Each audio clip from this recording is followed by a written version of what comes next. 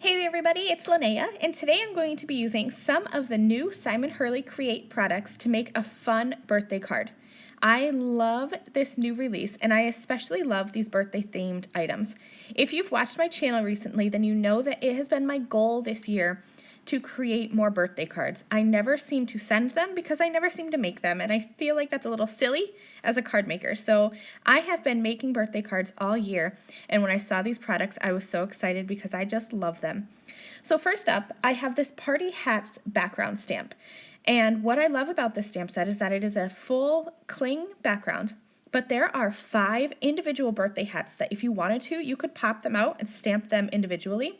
And I do have a video coming up later on in a couple weeks showing a card that I made with that feature of this stamp. Today though, I'm going to use it as a full background. So I have Over the Moon ink because I wanted to have a subtle background. Now this is a light color ink, but I did end up stamping it twice just to build up that color. Now I have the Cake Walk stamp set, and this stamp set is the most adorable stamp set ever.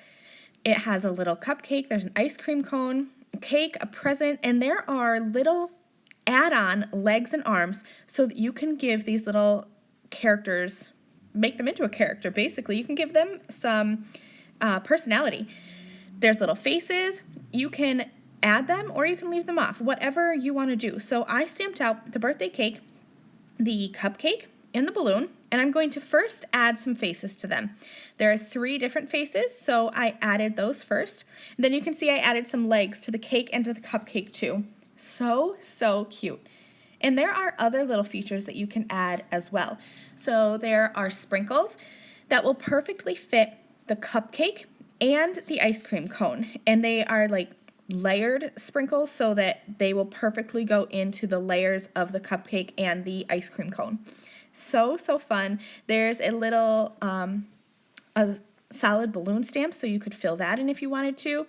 It's really cute stamp set.